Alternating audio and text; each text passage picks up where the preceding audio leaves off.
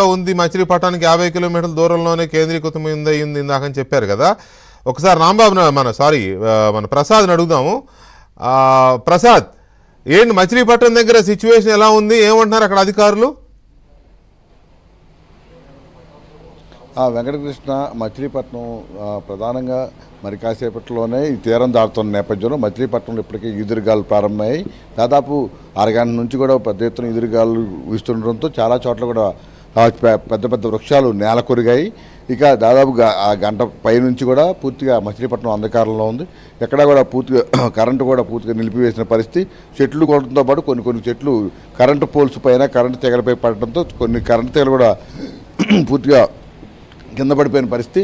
ఈ నేపథ్యంలో ప్రభుత్వ యంత్రాంగం అన్ని విధాలు కూడా అలర్ట్ అయింది. ముందస్తు జాగ్రత్తగానే ఈ అన్ని రకాల చర్యలు తీసుకున్నట్టు కూడా చెప్తా ఉన్నారు. ఇక ఈరోజు మరి కాసేపట్లో తీరం దాటుతున్న నేపథ్యంలో అప్పటి నుంచి దాదాపు 6 గంటల పాటు భారీ వర్షం ఈదురుగాలు ఉన్న నేపథ్యంలో మొత్తం ఇప్పుడు ప్రస్తుతం మనకు మచిలీపట్నం మీరు అక్కడ ఉన్న బందర్ బీచ్, మంగినపూడి బీచ్ దగ్గర పరిస్థితి ఎలా ఉంది? సముద్రం ఎలా ఉంది? మంగినపూడి బీచ్ సాయంత్రం 4 గంటల నుంచి కూడా బాగా ఆటుపోట్లు ఎక్కువయ్యాయి. ఇప్పటికే దాదాపు కిలోమీటర్ ముందుకు సముద్రం కూడా ముందుకు వచ్చినట్టు ఇప్పటికే అధికారులు చెప్తా ఉన్నారు. ఎవరు కూడా అటువైపు వెళ్లకుండా పూర్తి స్థాయిలో రక్షణ చర్యలు చేపట్టారు. మొత్తం నిన్నటి నుంచి కూడా బయట వారిని కానీ కేవలం వృత్తిరీత్యా వెళ్ళే అధికారులను మాత్రమే అనుమతిస్తూ ఉన్నారు.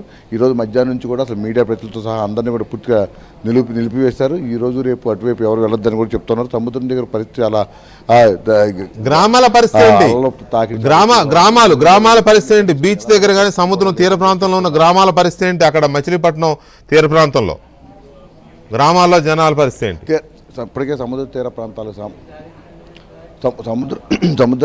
ప్రాంతాలకు ప్రజలను ఇప్పటికే అప్రమత్తం చేశారు. ప్రత్యేకంగా వారి కోసం పునరావాస కేంద్రాలు ఏర్పాటు చేసి వారందరినీ కూడా నిన్నటి నుంచి కూడా తరలించారు. మనం మధ్యాహ్నం కూడా అక్కడ మత్స్యకారులు, అక్కడ ప్రజల పరిస్థితి కూడా మనం ఏబిఎన్ ద్వారా ప్రజలకు వివరించాము.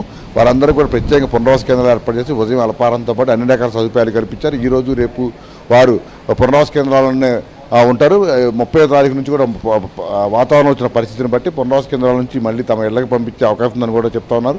ఎక్కడా కూడా ఎటువంటి లోటుపాట్లు లేకుండా అన్ని రకాల చర్యలు తీసుకున్నట్టు కూడా చెప్తా ఉన్న పరిస్థితి కనిపిస్తుంది. చుట్టుపక్కల గ్రామాల్లో ఇప్పుడిప్పుడే మొత్తం తుఫాన్ ప్రభావం చాలా సాయంత్రం నుంచి బాగా పెరిగింది. మచిలీపట్నం పరిసర ప్రాంతాల్లో ఈదురుగాలతో పాటు వర్షం కూడా కురుస్తున్న నేపథ్యంలో ఎవరు బయటికి రావద్దని కూడా చెప్తున్న పరిస్థితి అయితే మనం చూస్తా ఉన్నాం. ఈ నేపథ్యంలో ఇక అధికారులు కూడా మొత్తం అన్ని రకాల షాపులు కూడా ప్రజలు ఎందుకంటే దివిసీమ ఉప్పెన అనుభవం ఉంది కాబట్టి ఆ ప్రాంత ప్రజలకి దివిసీమ గతంలో చూసి ఉన్నారు కాబట్టి ఉప్పెనని ప్రజలు ప్రభుత్వానికి సహకరిస్తున్నారా? తీర ప్రాంత గ్రామాలు, పల్లెల ప్రజలు?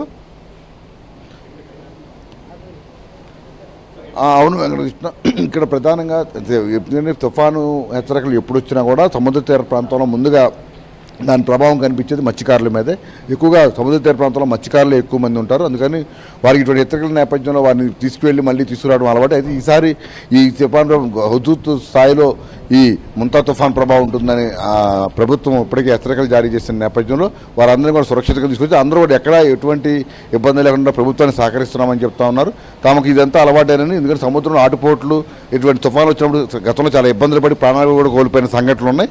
ఈ నేపథ్యంలో ప్రభుత్వం తమ అన్ని విధాలు సహకరిస్తున్నామని చెప్పి ఆ కుల సంఘ నాయకులు అలాగే మత్స్యకారులకు సంబంధించిన ప్రతినిధులు అందరితో కూడా సమావేశాలు ఏర్పాటు చేసి మరి వారి సహకారంతో అందరినీ కూడా పునరావాస కేంద్రాలు సురక్షితంగా తీసుకువచ్చారు. Right Prasad, right, thanks for the update. ఒక్కసారి కాకినాడ అప్డేట్ ఏమైనా ఉందేమో అప్పారావు? ఇది తీరా